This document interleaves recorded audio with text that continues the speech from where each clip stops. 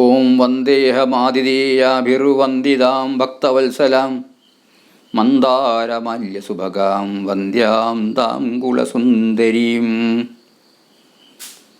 ഇവിടെ മന്ത്രോപാസന ഈ വിഷയം അധികരിച്ച് സംസാരിക്കുമ്പോൾ നാം ചിന്തിക്കേണ്ടത് മന്ത്രോപാസനയ്ക്ക് അർഹരായവർ ആരൊക്കെയാണ്, കൊടുക്കാൻ അർഹരായവർ ആരൊക്കെയാണ് തുടങ്ങിയ ഒരു ധാരാളം വിഷയങ്ങൾ ചിന്തിക്കേണ്ടതുണ്ട്. ഇന്ന് മന്ത്രങ്ങൾ പരസ്യമായിരിക്കുന്ന മാധ്യമങ്ങളിലൂടെയും പത്രങ്ങളിലൂടെയും ഒക്കെ തന്നെ പ്രതിഫലിക്കുന്ന ഒരു കാലഘട്ടമാണിത്. മന്ത്രങ്ങൾ വളരെ രഹസ്യമാണ്. ആ രഹസ്യമായിട്ട് തന്നെ സൂക്ഷിച്ചെങ്കിലേ അതിൻ്റേതായ പ്രതിഫലനം ഉണ്ടാവുകയുള്ളൂ, അതല്ലെങ്കിൽ ഉണ്ടാവുകയില്ല. ഓരോ മന്ത്രം പ്രയോഗിക്കുവാനുള്ള അധികാരി ആര് എന്നുകൂടി ചിന്തിച്ചു നോക്കണം. അതുകൊണ്ടാണ് ഒരു മന്ത്രം സ്വീകരിക്കണമെങ്കിൽ സഗുരുമേവഭിഗച്ഛേ ശ്രോത്രിയം ബ്രഹ്മനിഷ്ഠം, ശ്രോത്രിയനും ബ്രഹ്മനിഷ്ഠനുമായ ഗുരുവിനെ സമീപിച്ച് ആ ഗുരുവിൻ്റെ സകാശത്തിൽ നിന്ന് വേണം മന്ത്രം സ്വീകരിക്കുവാൻ. ആ ഗുരുവിനെ എങ്ങനെ സ്വീകരിക്കണമെന്നാണെങ്കിൽ അതാണ് ഭഗവത്ഗീത പറഞ്ഞിരിക്കുന്നത്. തദ്വിദ്ധി പ്രണിപാതേന പരിപ്രശ്നേന സേവയാ. ഗുരുവിനെ നമസ്കരിക്കണം, ഗുരുവിനെ ചോദിക്കണം, ഗുരുവിനെ സേവിക്കണം. അത്തരത്തിൽ ഒരു ഗുരുവിനെ കണ്ടെത്തി യോഗ്യനായ ഗുരുവിനെ കണ്ടെത്തണം. ഗുരുവിനെ കണ്ടെത്തിക്കൊണ്ട് വേണം മന്ത്രദീക്ഷ വാങ്ങുവാൻ. അപ്പം ഗുരുവിൻ്റെ യോഗ്യത ശിഷ്യനാദ്യം മനസ്സിലാക്കണം. ശിഷ്യൻ ഈ മന്ത്രോപാസനയ്ക്ക് യോഗ്യനാണോ എന്ന് ഗുരുവും മനസ്സിലാക്കണം. പരസ്പരം അളക്കണം എന്നർത്ഥം. നാം എന്തും വാങ്ങിക്കുന്ന അളന്നുകൊണ്ടാണ്. ഒരു തുണിക്കടയിൽ പോയാൽ തുണി അളന്നാണ് വാങ്ങുന്നത്. അരിക്കടയിൽ പോയാൽ അരി അളന്നാണ് വാങ്ങിക്കുന്നത്. സ്വർണം അളന്നാണ് വാങ്ങിക്കുന്നത്. ഭൂമി വാങ്ങിക്കണമെങ്കിലും അത് അളന്നുകൊണ്ടാണ് വാങ്ങിക്കുന്നത്. ഇങ്ങനെ നോക്കുമ്പോൾ നമുക്കാവശ്യമുള്ളതൊക്കെ നാം വാങ്ങിക്കുന്നത് ഒരളവ് നിശ്ചയിച്ചുകൊണ്ടാണ്. ആ അളവ് നിശ്ചയിക്കുന്നതോടൊപ്പം അതിൻ്റെ ക്വാളിറ്റി കൂടി നാം നോക്കാറുണ്ട്. ഒരു ഭൂമി കച്ചവടമാക്കുമ്പോൾ ആ ഭൂമിയുടെ ഗുണമെന്ത് എന്നുള്ള കാര്യം ചിന്തിക്കണം. തുണി വാങ്ങിക്കുമ്പോൾ തുണി ആകർഷകമാണോ, ഡിസൈൻ നല്ലതാണോ എന്ന് ചിന്തിക്കണം. സ്വർണം വാങ്ങിക്കുമ്പോൾ സ്വർണത്തിൻ്റെ മാറ്റുരച്ച് നോക്കണം. തുടങ്ങി ഏത് ദ്രവ്യത്തിലും അതിൻ്റെ ക്വാളിറ്റി പരിശോധിക്കേണ്ടതുണ്ട്. അതേപോലെ ശിഷ്യൻ ഗുരുവിനെയും അളന്ന് സ്വീകരിക്കണം. അതുകൊണ്ടാണ് കുളാർണവതന്ത്രത്തിൽ പറഞ്ഞിരിക്കുന്നത് ഗുരവോ ബഹവസ്സന്തി ശിഷ്യവിത്താപഹാരകാഹ ദുർലഭോയം ഗുരുർദേവി ശിഷ്യദുഃഖാപഹാരക. ധാരാളം ഗുരുക്കന്മാർ ലോകത്തുണ്ട്. ആ ഗുരുക്കന്മാരൊക്കെ തന്നെ എങ്ങനെയാണ്?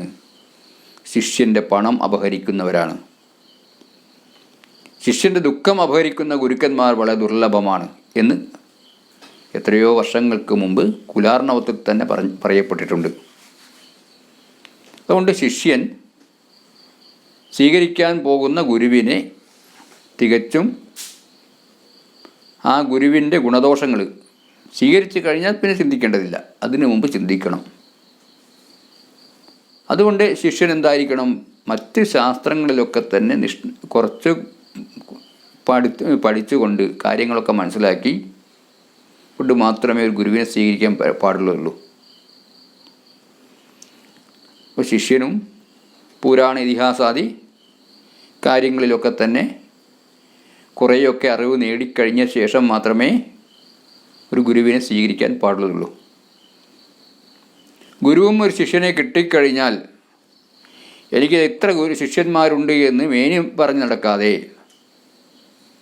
ആ ശിഷ്യന്മാരെ തന്നെ വളരെയേറെ പരീക്ഷിച്ചുകൊണ്ട് തന്നെ വേണം സ്വീകരിക്കാൻ. അവൻ്റെ ആകാരവടിവും ചേഷ്ടകളും തുടങ്ങിയ പല കാര്യങ്ങളും മനസ്സിലാക്കേണ്ടതുണ്ട്. കുളാർണവതന്ത്രത്തിൽ വളരെ വിശദമായി പറയുന്നത് 13-ാം ഉല്ലാസത്തിൽ നോക്കിയാൽ പറയാൻ സാധിക്കും. കവാട ഗുഡ്യസ്തംഭാദോ തിരോഹിതതനും എന്നൊക്കെയുള്ള പ്രമാണങ്ങളുണ്ട്. വാതിൽ മറിഞ്ഞിരുന്ന് സംസാരിക്കുക, തൂണ് മറിഞ്ഞിരുന്ന് സംസാരിക്കുക, അതുപോലെ വായ് പൊത്തി സംസാരിക്കുക തുടങ്ങിയ ലക്ഷണങ്ങളുള്ള ശിഷ്യനെ ഒരിക്കലും ഗുരു സ്വീകരിക്കാൻ പാടില്ല എന്നാണ് പറയുന്നത്. അത്തരത്തിൽ ധാരാളം ലക്ഷണങ്ങൾ കുളാർണവതന്ത്രത്തിൽ 13-ാം ഉല്ലാസത്തിൽ പറയപ്പെട്ടിട്ടുണ്ട്. ആ ലക്ഷണങ്ങളൊക്കെ നോക്കിക്കൊണ്ട് തന്നെ വേണം ശിഷ്യനെ സ്വീകരിക്കാൻ. അത്തരത്തിൽ ഗുരു ശിഷ്യനെ സ്വീകരിച്ചുകൊണ്ട് കിട്ടുന്ന സിദ്ധമന്ത്രം മാത്രമേ പ്രയോജനം ചെയ്യുകയുള്ളൂ. അതല്ലെങ്കിൽ അത് വിഫലമായിരിക്കും. എവിടെ വിതയ്ക്കണമെന്ന് നാം ചിന്തിക്കണം. കുഞ്ചൻ നമ്പ്യാർ പറയുകയുണ്ടായി, നല്ല കൃഷിക്കാരെന്താൻ വിത്തൊരു കല്ലിൽ വിതച്ചാൽ കരികേയുള്ളൂ, നല്ലൊരു വയലിൽ അത് ഉരുതി വിതച്ചാൽ നെല്ലൊരു നാഴിക്കൊരു പറ വിളയും എന്നൊരവസരത്തിൽ പറഞ്ഞു. കൃഷിക്കാരൻ നല്ലവനായിരിക്കും. പക്ഷേ കൃഷിക്കാരൻ വിത്ത് വിതയ്ക്കുന്ന സ്ഥലം പാറക്കല്ലാണെങ്കിൽ അതുകൊണ്ടൊരു പ്രയോജനവും ഉണ്ടാവില്ല. അത് നല്ല വളക്കൂറുള്ള മണ്ണുള്ള ഒരു വയലിൽ ഉഴുതി വിതച്ച് കഴിഞ്ഞാൽ ആ വിത്ത് ഫലവത്തായി തീരും. അതുകൊണ്ട് ഒരു മന്ത്രമാകുന്ന വിത്ത് നിക്ഷേപിക്കുന്ന ഭൂമിയാണ് ശിഷ്യൻ. ആ നിക്ഷേപിക്കുന്ന ഭൂമിയുടെ തരം കൂടി മനസ്സിലാക്കിക്കൊണ്ട് മാത്രമേ ഗുരു ശിഷ്യന് മന്ത്രോപദേശം കൊടുക്കാൻ പറ്റുകയുള്ളൂ. അതല്ലാതെ മന്ത്രോപദേശം കൊടുത്തു കഴിഞ്ഞാൽ ആ മന്ത്രം നിഷ്പ്രയോജനമായിരിക്കുമെന്ന് മാത്രമല്ല, ചിലപ്പോൾ വിപരീത ഫലം ഉളവാക്കുകയും ചെയ്യും. അർജുനൻ വളരെയേറെ തപസ് ചെയ്തുകൊണ്ടാണ് പാശുപതാസ്ത്ര മന്ത്രം നേടിയത്. ആ മന്ത്രം ഒരുപക്ഷെ അർജുനന് ഗുണം ചെയ്തിരിക്കാം. അർജുനത്തെ തപശ്ചര്യയെക്കുറിച്ച് ധാരാളം പറയുന്നുണ്ട്. പലപ്പോഴും ഭഗവത്ഗീതയിൽ തന്നെ അർജുനനെ ഭഗവാൻ വിളിക്കുന്നത് പരന്തപ എന്നാണ്, അങ്ങേയറ്റം തപസ് ചെയ്തവനെ എന്നാണ്. അർജുനൻ തപസ് ചെയ്ത ആളാണ്. പാശുപതാസ്ത്രത്തിന് വേണ്ടി അർജുനൻ തപസ് ചെയ്തപ്പോൾ എന്താണ് സ്ഥിതി? വലരിപുസൂതനുടെ ജടയുടെ നടുവിൽ പല പല പക്ഷികൾ കൂടുകൾ കെട്ടി എന്നാണ് പറയുന്നത്. കുഞ്ചൻ നമ്പ്യാർ പറഞ്ഞെങ്ങനെയാണ്? ആ ജടയുടെ നടുവിൽ പക്ഷികൾ കൂട് കെട്ടിയിട്ട് പോലും അർജുനൻ അറിഞ്ഞില്ല. അത്രയും ഗാഠമായ തപസ്സായിരുന്നു. അങ്ങനെ തപശ്ചര്യയുള്ള അർജുനന് ആ പാശുപതാസ്ത്ര മന്ത്രം സിദ്ധിച്ചതുകൊണ്ട് അർജുനന് ഗുണം ചെയ്തിരിക്കാം. പക്ഷേ ഞാനൊരു മാസികയിൽ നിന്ന് പാശുപതാസ്ത്ര മന്ത്രം എഴുതിയെടുത്ത് പഠിച്ചാലോ, അതുമല്ലെങ്കിൽ നെറ്റിൽ നിന്നെടുത്ത് പഠിച്ചാലോ യാതൊരു പ്രയോജനവും ചെയ്യുകയില്ല. അതുകൊണ്ടാണ് സദ്ഗുരുവിൽ നിന്ന് തന്നെ മന്ത്രം സ്വീകരിക്കണമെന്ന് പറയുന്നത്. ഈ മന്ത്രം രഹസ്യമാണ്. മന്ത്രം രഹസ്യമാണെന്ന് മാത്രമല്ല, സാധകനെ പ്രലോഭിപ്പിക്കുന്നതുമാണ്. മന്ത്രം അധികം പഠിച്ചപ്പോൾ ചിലപ്പോൾ ഭ്രാന്തായി വരും. സപ്തകോടി മഹാമന്ത്രങ്ങളുണ്ട്. സപ്തകോടി മഹാമന്ത്രം എന്ന് പറഞ്ഞാൽ മഹാമന്ത്രങ്ങളാണ്. അതിൽ ചെറിയ മന്ത്രങ്ങൾ വേറെയുണ്ട്. 7 കോടിയാണ് മഹാമന്ത്രങ്ങൾ. ഒരു മനുഷ്യൻ്റെ ആയുസ് എത്രയാണ്? 36,000 ദിവസങ്ങളാണ് മനുഷ്യൻ്റെ ആയുസ്. അതിൽ ഉറങ്ങുന്ന സമയം കഴിഞ്ഞാൽ 18,000 ദിവസങ്ങളേ ഉള്ളൂ. അപ്പം ഇത്രയും നിസ്സാരമായ ആയുസ്സുള്ള മനുഷ്യന് സപ്തകോടി മഹാമന്ത്രങ്ങളൊന്നും പഠിക്കുവാൻ പറ്റില്ല. വേണ്ട, നിങ്ങൾക്കൊന്ന് പരിശോധിച്ച് നോക്കിയാൽ മന്ത്രമഹാർണവം, മന്ത്രമഹോദതി എന്നീ പുസ്തകങ്ങളുണ്ട്. അതൊന്ന് വായിച്ചു നോക്കിയാൽ, ആ മന്ത്രങ്ങളൊക്കെ എടുത്ത് നോക്കിയാൽ മനസ്സിലാക്കാൻ സാധിക്കും. 2 ആഴ്ച ആ പുസ്തകം നിങ്ങൾ നോക്കിയാണെങ്കിൽ തീർച്ചയായിട്ടും നിങ്ങൾ സൈക്കിക്കാവും. ഭ്രാന്തൾ ഉറപ്പാണ്. കാരണം പലവിധ മന്ത്രങ്ങളും അതിലുണ്ട്.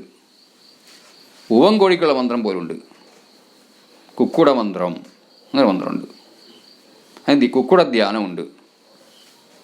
ഇങ്ങനെ ഒരുപാട് തന്ത്രങ്ങൾ. ഇതൊക്കെ എന്തിനു പ്രയോഗിക്കണം എന്നാണ് ചിന്തിക്കുന്നത്. അപ്പോൾ എന്തിനാണ് ഇതൊക്കെ എഴുതിയിട്ടത്, ഈ മന്ത്രങ്ങളൊക്കെ? അതും ചിന്തിക്കണ്ടേ. അവിടെയാണ് ശ്രീ ശങ്കരാചാര്യർ ഒരു കാര്യം പറഞ്ഞിരിക്കുന്നത് സൗന്ദര്യലേരിയിൽ. ചതുഷ്ഷ്ട്യാ തന്ത്രൈ സകലമതിസന്ധായ ഭുവനം സ്ഥിതസ്തത്തസിദ്ധിപ്രസവപരതന്ത്രൈ പശുപതി പുനസ്ത്വം നിർബന്ധാത് അഖില പുരുഷാർത്ഥൈകഘടന സ്വതന്ത്രം തേ തന്ത്രം ക്ഷിതിതലമവാദീതരതിദം. 64 തന്ത്രങ്ങൾ കൊണ്ടുള്ള മന്ത്രങ്ങൾ. ആ തന്ത്രങ്ങളെ കൊണ്ട് പശുപതിയായ ശിവൻ ജനങ്ങളെ വ്യാമോഹിപ്പിച്ചു. എന്നിട്ട് എന്തുണ്ടായി? അവസാനം പാർവതിയുടെ നിർബന്ധപ്രകാരം 65-ാമത്തെ തന്ത്രം ഉരുത്തിരിഞ്ഞു എന്നാണ് പറയുന്നത്. അത് പറഞ്ഞു കൊടുത്തു. അത് വാമകേശ്വര തന്ത്രമാണെന്നൊരു പക്ഷമുണ്ടെങ്കിൽ പോലും വാസ്തവത്തിൽ അത് ശ്രീവിദ്യയാണ്. അഖില പുരുഷാർത്ഥൈക ഘടനയാണ്. 4 പുരുഷാർത്ഥങ്ങളെയും സാധിപ്പിക്കുന്നതാണ് ഈ തന്ത്രം. മറ്റുള്ള തന്ത്രങ്ങളൊക്കെ എന്താണ്? സമ്മോഹനങ്ങളാണ്. എന്തെങ്കിലും ചില കാര്യങ്ങൾ നേടിയെടുക്കുക എന്നുള്ളത് മാത്രമേ അതിന് ഉള്ളൂ. ഇപ്പോൾ 2 പേരെ തമ്മിൽ പിണക്കി അയക്കണമെങ്കിൽ ചില പ്രയോഗങ്ങളുണ്ട്. കാക്കയുടെ തൂവലും മൂങ്ങയുടെ തൂവലും എടുത്ത് ഹോമിക്കുക. അങ്ങനെയാണെങ്കിൽ പിണക്കി എടുക്കാൻ സാധിക്കും, പിരിച്ചയക്കാൻ സാധിക്കും. അതേപോലെ ഒരു സ്ത്രീയെ വശീകരിക്കണമെങ്കിൽ അതിന് മന്ത്രമുണ്ട്. ഇങ്ങനെ ഇത്തരത്തിലുള്ള വശീകരണം, മത്സ്യം മാരണം, സ്തംഭനം, ഉച്ചാടനം തുടങ്ങിയ കാര്യങ്ങളെ കൊണ്ട്, അത്തരം കാര്യങ്ങൾ പറഞ്ഞു കൊടുത്തുകൊണ്ട് ലോകത്തെ പ്രലോഭിപ്പിച്ചിരിക്കുകയാണ് സാക്ഷാൽ പരമശിവൻ. അതുകൊണ്ട് ശ്രീ ഗുരുവിൻ്റെ മുഖത്തിൽ നിന്നും സിദ്ധിക്കുന്ന മന്ത്രം ഒന്ന് മാത്രമേ മോക്ഷഫലം പ്രദാനം ചെയ്യുകയുള്ളൂ. മോക്ഷം മാത്രമല്ല, ചതുർവർഗ ഫലോപേതമാണ്. അതാണ് അഖില പുരുഷാർത്ഥ ഘടന പറഞ്ഞത്. 4 പുരുഷാർത്ഥങ്ങളെയും തരുന്നതാണത്. അതിനാൽ ഇപ്പോൾ എന്തിനു വേണ്ടി ഭഗവാൻ പരമശിവൻ ഇങ്ങനെ മോഹിപ്പിച്ചു എന്നാണെങ്കിൽ അതിന് കാരണം എന്താണെന്ന് വെച്ചാൽ, എല്ലാവർക്കും മോക്ഷത്തിന് അധികാരമില്ല ലോകത്ത്. ഈ മനുഷ്യരാശി മുഴുവൻ മോക്ഷം പ്രാപിച്ചു പോയാൽ പിന്നെ വീണ്ടും മനുഷ്യരാശി ലോകത്ത് വേണ്ടേ? എല്ലാ മനുഷ്യർക്കും മോക്ഷത്തിന് അവകാശമോ അധികാരമോ ഇല്ല, ആരും നൽകിയിട്ടില്ല. അവിടെ എല്ലാ മനുഷ്യരെയും മോക്ഷത്തിലേക്ക് എത്തിക്കുവാൻ വേണ്ടി ആരും ശ്രമിക്കുകയും വേണ്ട. ഭഗവാൻ തന്നെ പറഞ്ഞിരിക്കുന്നു ഭഗവത്ഗീതയിൽ, മനുഷ്യാണാം സഹസ്രേഷു കശ്ചിത് യതതി സിദ്ധയേ യതതാമപി സിദ്ധാനാം കശ്ചിന്മാം വേത്തി തത്വത. ആയിരക്കണക്കിന് മനുഷ്യന്മാരുടെ കൂട്ടത്തിൽ ഒരാൾ മാത്രമാണ് സിദ്ധിക്ക് വേണ്ടി പരിശ്രമിക്കുന്നത്. അത്തരത്തിൽ ആയിരക്കണക്കിന് സിദ്ധിക്ക് വേണ്ടി പ്രവർത്തിക്കുന്നവരുടെ കൂട്ടത്തിൽ ഒരാൾ മാത്രമാണ് തത്വം മനസ്സിലാക്കുന്നത്. അപ്പം മോക്ഷം എന്ന് പറയുന്നത് വളരെ ദുർലഭമാണ്, എല്ലാ മനുഷ്യർക്കും കിട്ടുന്നതല്ല.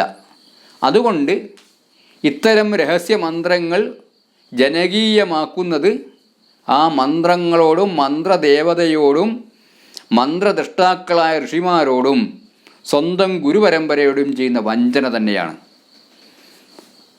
പ്രാപ്തിയുള്ളവന്, യോഗ്യതയുള്ളവന് മാത്രം പറഞ്ഞു കൊടുക്കേണ്ടതാണ് മന്ത്രങ്ങൾ.